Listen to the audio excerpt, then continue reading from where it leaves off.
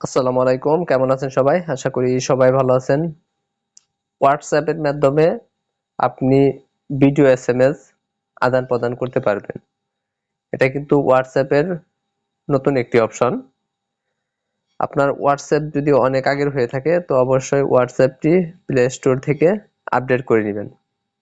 যদি আপনি হোয়াটসঅ্যাপটি আপডেট না করেন তাহলে হয়তো এই অপশনটি আপনার হোয়াটসঅ্যাপে শো করবে না।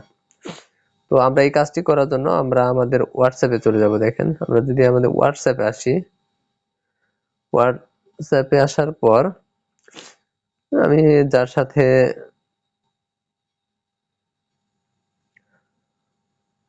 আমরা যাকে ভিডিও এসএমএস দিতে চাই তার হোয়াটসঅ্যাপটিতে আমরা চলে যাব। তার হোয়াটসঅ্যাপটিতে আসার পর নিচে আমরা যেখানে আমরা মেসেজ লিখি, দেখেন এখানে আসার পর আমরা সাধারণত অনেক ক্ষেত্রে ভয়েসও দিয়ে থাকি। এই যে ভয়েসের যে চিহ্নটা আছে মাইক্রোফোনের, এটার উপর যদি চাপ দেই এটা কিন্তু চেঞ্জ হয়ে ভিডিও আইকন হয়ে গেল। তো আমরা যেহেতু ভিডিও এসএমএস দিতে চাই তার জন্য কি করব, ভিডিওর উপর যে চাপ দিয়ে ধরি, দেখেন 3 সেকেন্ড,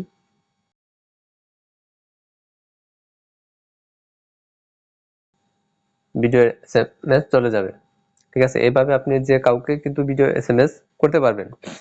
তো কথা হলো, এটা কিন্তু আপনার এখানে অফ করা থাকবে। আপনি যা বলবেন এখন রেকর্ড হবে, এই ছেড়ে অপশনটি দিবেন। আপনারটাই থাকবে না। আপনি কি করবেন, আমরা যদি আপনি এখান যা থেকে বলবেন বের এখন হয়ে রেকর্ড আসি, হবে। দেখেন এখান থেকে বের হয়ে আসার পর যদি থ্রি ডট, যে উপরে যে থ্রি ডট আছে এখানে যদি ক্লিক করি, দেখেন এখানে ক্লিক করে সেটিংসে যদি চলে যায়, সেটিংসে আসার পর নিচের দিকে চ্যাটস, এখানে যদি চাপ দেই, এখানে চাপ দিলে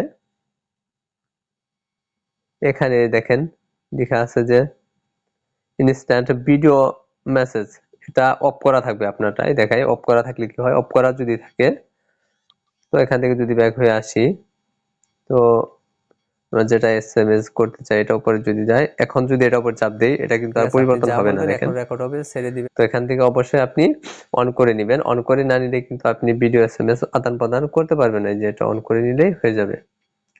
তো এইভাবে আপনি অতি সহজেই